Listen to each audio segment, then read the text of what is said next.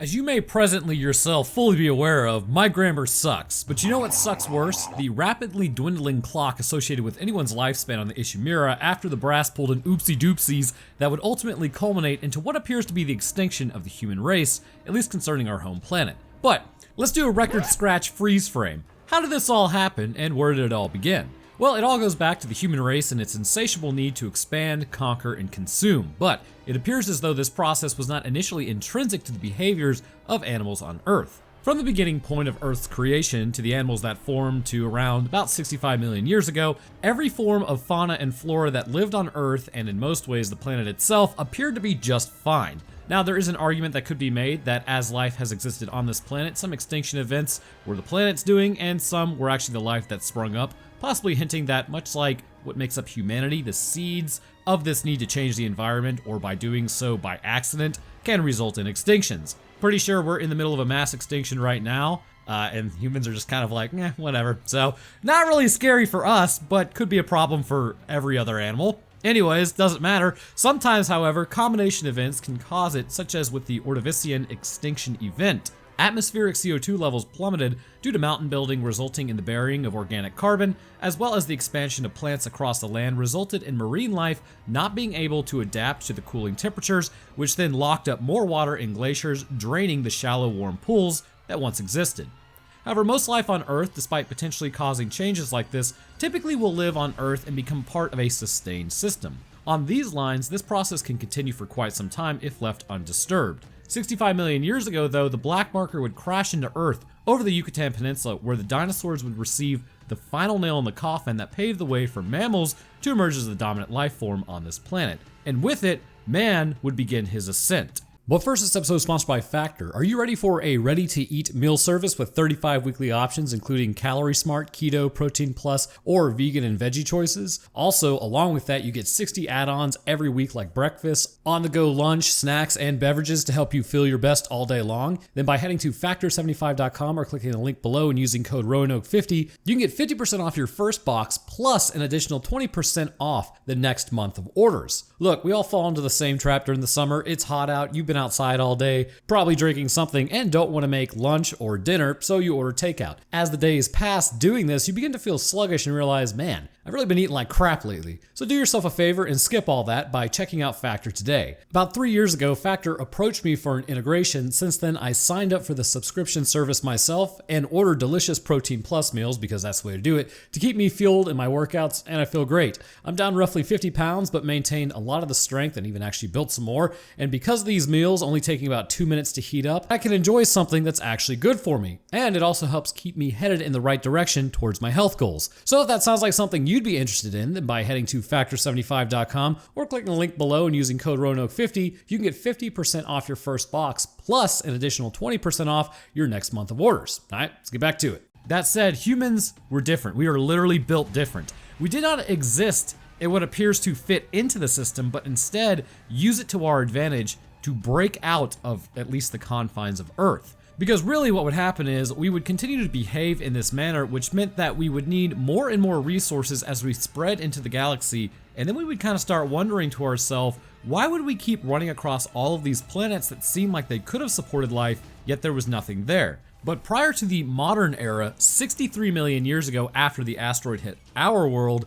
another species would be fighting for its existence. The process would continue completely unbeknownst to humanity roughly 2 million years ago when we were much hairier in our erectus form. A species would recognize too late to save themselves from the destruction that they wrought, but being highly intelligent, possibly even more intelligent than man who would discover their world millions of years later in time, would throw some dirt into the eye of this assimilating species. A machine was built in order to stop the process of convergence, which was actually pulling their species up into the sky as the moons continued their relentless consumption of entire worlds. As the machine was turned on and the world was flash frozen, this would keep the moon ominously hanging over the planet. Cutting it off from calling for help, if we had actually not stumbled across this thing, it would have remained locked away until the universe finally collapsed. The freezing appears to have done something in the lines of communication, possibly hinting that this mega species puts vast distances between one another. Maybe indicating that this process has like one brethren moon per galaxy, and then working to create more of themselves,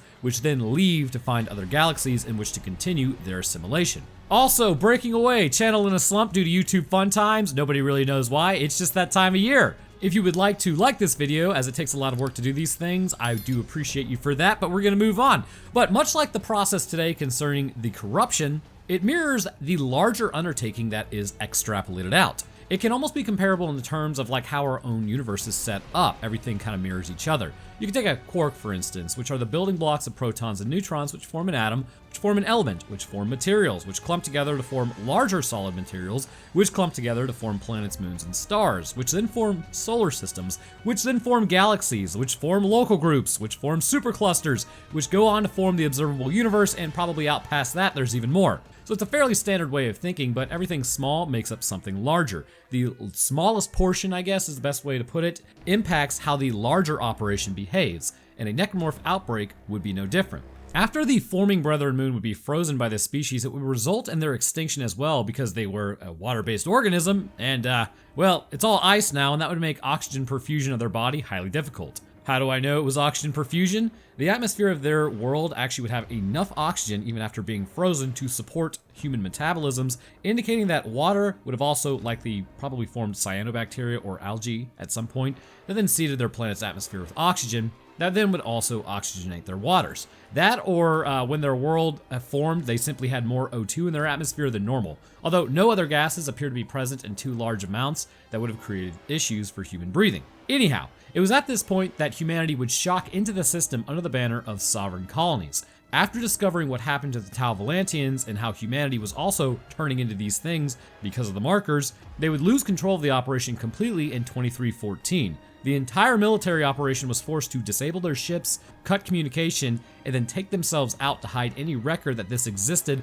as they understood that if any one of them survived, the information might be leaked, which could spell the end of humanity. But ironically, humanity already knew about the markers, making the whole Tau Volantis debacle sort of questionable, as if it was the right move. The SCAF had already been experimenting with the marker where they would actually leave it on Aegis 7 after realizing this thing cannot be used in any safe capacity, as this section of space would then be quarantined off. From here, we know what would happen. Ishimura would shock in over Aegis 7, being a planet cracker class. The official story is that they were there on an illegal mining operation and they were just there to harvest the rock. However, with all the top brass being unitologists hell-bent on finding a marker, it's alleged something was told to them and they were there for a literal reason beyond just harvesting resources. As a colony would be established on Aegis 7, the marker would be uncovered, and after being moved from its original location, a blast would be sent out that would begin the process of converting humans. Slowly at first, but as time continued to pass, as it tends to do, this would ultimately spell the undoing of the ship and everyone associated with this doomed mining operation. Initially, as we all know, but for some that have no idea what Dead Space or even the Dead Space universe is about, welcome to the channel on this one. Insanity would begin to creep into the very fabric of a person. The energy that the marker emits is a complete unknown as to where it's actually coming from, but given that the Brethren Moons appear to be a conduit for something else, just a representation of a conglomeration of an entire species, it seems that whatever the Brethren Moons are, their actual form that controls the giant meatball in the sky is not actually from this reality. We can assume that since they have broken through the barrier that separates us from their plane of existence, the energy from the marker is coming from their reality as well. As I've hypothesized on this channel, the markers probably originally were, I guess, like the alpha species or species 0 that tapped into this energy from another dimension or plane of existence, whatever you want to call it, and then they're like, hey, this is going to solve all of our problems, and then it ended up just corrupting them, and then that was the first Brethren Moon. But as mentioned in several other videos, this marker has a propensity to change the genetic structure of a cell, making cells more adhesive to one another beyond just sticking to the other cells of their same body, and this allows for new forms to be made of multiple individuals, but also exists to serve more of a purpose beyond just creating new forms. And this purpose can be summed up in really one word: biomass. You see, the necromorphs spawned out of the influence of the marker are really there to serve just one purpose: add to the growing biomass. This biomass, much like how a quark moves up in the universe, the biomass is just all over the walls and ground, and is nothing more than the Brethren Moon growing right under the feet of everyone involved in an outbreak. As the marker induces insanity, insomnia, aggression, depression, and many other mental alterations to any species that it comes into contact with this field of influence, this will result in several things happening. The first is people will begin experiencing nightmares or inability to sleep. And as we all know, sleep is absolutely critical to your mental stability. Even without just like 24 hours of sleep, anxiety and irritability will continue to grow. Within 36 hours, hallucinations will begin, usually solidifying themselves as a new reality about 48 hours in. And this is intentional, which let's talk about that for a moment. Obviously, this is a game, and there is a real life. But did you know we aren't even really sure why we need sleep in the first place? The general thinking is sleep is good because humans are not nocturnal predators, and as a result, it's better for us to be bedded down in the safety of like a tree or a cave for the night, anything that can protect us from the outside world. We do houses now usually, but wouldn't it make more sense to be bedded down but still be in a conscious state? It's interesting how sleep makes you incredibly vulnerable, and without it, there are real-world consequences and symptoms until ultimately, if you stay awake for around 2 weeks, which is fatal insomnia, you will pass away. However, we still aren't even sure why we need to have it. It's very strange. Like, nothing has been tacked specifically in indicating, do our neurons even like need to exist in this type of stasis, as you can call it, because even while you're sleeping, your neurons are active. Now, there is something to be said about the waste removal system of the brain operating more effectively when you do sleep, which does kind of clear out, any waste that your neurons produce throughout the day. But again, it's a bit strange. Anyhow, as the anxiety, paranoia, irritability, and hallucinations grow, it wouldn't be long before people stopped showing up for work. But material also started showing up for work on the walls down on Aegis 7. Looks like Johnson did show up for a shift after all. This material, when tested, would contain human DNA, but it was not all human, or there were genetic aberrations contained within their coating. Combined with something else, it was assumed to also be the microorganisms that were already there. But not on the planet itself, more about the bacteria that was naturally already on humans when they would actually work on the colony, because you are absolutely seeded with bacteria. Just a fun fact for you, there's around 39 trillion bacteria on or in you at any given time, and if you are just your average adult male, there's around 36 trillion cells that make up you, which means you actually are more bacteria than human. But as the area became more and more destabilized, less and less engineers, miners, and law enforcement would show up for their jobs as this meaty substance continued to spread across the colony. It got to the point where it would begin growing over doors in entire sections of this area, denying access until it was either burned away or cut down, only for those who worked tirelessly to show back up the next day and find it had already begun growing once again in the area, making their work the previous day almost completely pointless.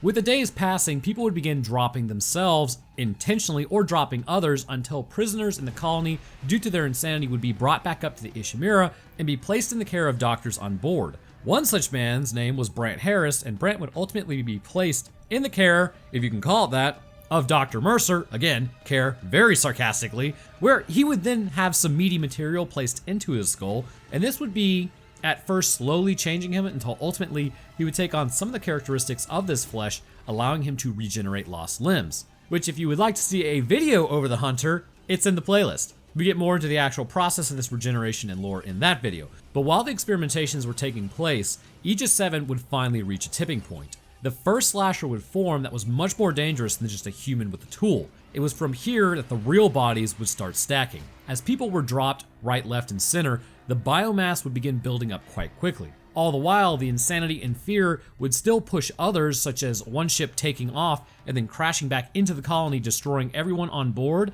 as well as many others who were just waiting on the platform to evacuate as well. This in turn would quite clearly smear a lot of people, further adding to the meat on the walls. The marker at this point would then be pulled up onto the Ishimura, much to the dismay of those who were not unitologists there. As the marker sat in the cargo bay, its influence would be felt immediately all around the ship. While it's safe to assert that the field of influence does exist a pretty fair amount of distance, the Ishimura may have either been just out of reach or maybe just barely maintained within the sphere of influence. The reasoning for this is back on Aegis 7, when you land there, everything was continuing to kind of change and exist despite the marker being on the Ishimura. Now, there is a caveat to that. It's either that or the entire colony fell into that soupy genetic sludge as mentioned after the marker is destroyed, and then as you return to the planet, its influence immediately began rebuilding all the material that was already there and fairly quickly, because after you arrive and then come back, like there's way more corruption everywhere. But once on the Ishimura, this would immediately begin an outbreak very similar to what was happening on the colony. As the days passed, it became apparent the ship was lost, and just like on the colony, this material continued to build up. And if you made it this far into the explanation of the Leviathan, because we're talking a lot about corruption, then raise hell, praise Dell. I love talking about Dead Space lore. It'll all work together here pretty soon. It's just highly interesting. So as engineers would continue trying to repair the ship, it's clear someone was sabotaging it in order to prevent them from leaving. A distress signal was sent out calling for a repair as the engineering comms team was dispatched to actually fix it. While en route, the crewmates on the ship were all but decimated, leaving them all over the walls. Some would try and fight these monsters that seemed to creep out of the material, and some would try and burn it away. But from what was seen, the corruption is pretty much true to its name. As fighting died down and Isaac and the rest of his team approached the Ishimura, it became clear that something was immediately wrong. After the group is separated during the initial attack, Isaac would then venture out on his own and come across massive swaths of this fleshy material. Finding people who were strung up in it, he would then go on to discover that there was even more to this stuff, causing entire areas to be sectioned off and rooms to be completely inundated with meat. But if you would like to see, again, more of a discussion concerning the corruption and its effects, I do have a video over that as well. But again, like the quirks to a universe discussion, these stages of infection are simply an indicator of what the ultimate goal is. As the corruption would shift and move on foot, hydroponics would become aware of something worse that was happening, if you can imagine it. Seeing as the corruption's ultimate goal is to be an atmosphere changer, initially this would turn the crew into Weezers, which, if you'd like a video of those, do absolutely nothing because I'm gonna make a video over them here pretty soon. It's just gonna happen. But as the corruption grew into hydroponics, specifically this meat mass would be different from the standard corruption. There appeared to be a sentience involved, but what was the reason for this? The Leviathan, as it's known, did not actually originally appear to form on the Ishimura. While the Ishimura was in space, there is a giant chunk of meat that would drift through around the same time before colliding with the ship. And you may be asking yourself, how? Well, given that space is quite large, it seems highly unlikely that this is just happenstance, that it would just be floating around in space by itself, let alone it could have a chance of even hitting the ship. This meat mass was intentionally thrown by the hive mind, which then struck the Ishimura. We know this happens from time to time, given that the markers were also thrown from some unknown area of space where they would then hit Earth 65 million years later. But the other line of thinking is also that when this massive piece of the planet was brought up, the Leviathan may have accidentally been extracted as well, allowing for it to move. However, as made mention on the comms, the entire ship actually shudders earlier when Isaac is fixing everything else, as it was struck by something, I guess the best way to put it. That something, I'm fairly certain, is the Leviathan. The Leviathan is a behemoth of flesh, but may not have always been that. Reported to be roughly about 10 kilotons or 10,000 tons, that comes out roughly to 22,046,000 pounds, or about 9,999,897 kilograms. Honestly, so close to 10 million kilograms. Nobody's perfect. The biomass then would behave quite differently from the biomass that was already all over the ship, but the reality is, all it is just more of a cohesive unit than the corruption was that was already there. It appears that initially the corruption is first, and it is really more likely of a nuisance growing at a cancerous rate. But the longer it is exposed to the marker, much like enhanced form of necromorphs, this will cause it to become more cohesive, as potentially even necromorph cells will specialize, because it's based on specialization of cells anyways. Specifically in the Leviathan, this would result in a form of intelligence congregating in several places. You can kind of think of it in that way almost. Due to the weight that it is suggested that it would have taken around 169,492 people in order to create this thing. It is highly unlikely that many people were actually on the colony and still left enough meat down there to create the hive mind, who is much larger than the Leviathan. Because of the location that the Leviathan hit, it would have actually taken over food storage, and as a result, it would continue to grow much larger. While initially it was just a piece thrown up from the planet by the hive mind, which appears to be the most plausible, as if you've seen the tentacles on that thing can like definitely whip something into the sky, the corruption was not going to be that different. Or at least the pre-Leviathan corruption. This is likely because those that were assimilated would have their bodies all over the corruption, like from what is normally seen. And as the corruption added biomass, you can kind of think of it almost further diluting these specific cells that would be highly useful for sentience, which are going to be neurons. But as the Leviathan grew and assimilated more mass, it is possible that the neurons would be connected and accumulated in specific area. Again, these organisms do form just that, a sapient creature, which is the Brethren Moon with its own thoughts and goals. Although it may be that the nerves themselves operate more as conduits for incoming information, indicating that the Brethren Moons are more piloted by something else rather than an individual being. And this is actually backed up by multiplayer in Dead Space 2. Interestingly enough, you can see the nervous system of humans that are obviously not affected yet by being a necromorph, and you can actually see the necromorph nervous system as well, which means something about these cells, like the neurons specifically, kind of act as like a sounding board almost, and are just being controlled by the marker. The Leviathan is an early form of this, but it is highly likely that given its size, it takes time to connect all of the assimilated nervous tissue. As time passes and each new brain is acquired and connected to the meat pile, overall intelligence in the Leviathan grows. We can assume that it may operate similar to the Flood in Halo. You have your initial growth of biomass, a proto-grave mine is formed, which is equivalent to a Leviathan, which serves instead to kind of dictate operations locally, and will continue to kind of have the operations feel its size. A hive mind is eventually formed, which is similar to a grave mind, and like the grave mind, the hive mind can now take on more offensive roles as well as infecting new areas, such as throwing a piece of itself at the Ishimura. Ultimately, this results in a Brethren Moon, which is an entire planet assimilated, much like if a key mind is to form. It is at this point that all the neuronal tissue assimilated will allow for it to completely understand parts of the universe and how they work. And this is why in Dead Space 3, in the actual ending, which was a freaking DLC, the Brethren Moons are basically able to shock in over Earth without ships, because they are able to understand how the universe works, whereas humanity, we have to use ships. So it may be that this information that it takes to even comprehend what is controlling the Brethren Moons cannot be contained by just the hive mind, and instead, it is more instinctual to it, like a feeling rather than knowledge. Distilling it down further, and you end up with a Leviathan, a very early form of a hive mind that, given enough time, could become its own Brethren Moon, depending on where it ends up. But back to the Leviathan, since we have established this hierarchy, the creation of the Leviathan, since clearly there is no way that many people could have been assimilated, still follows a similar line to the corruption.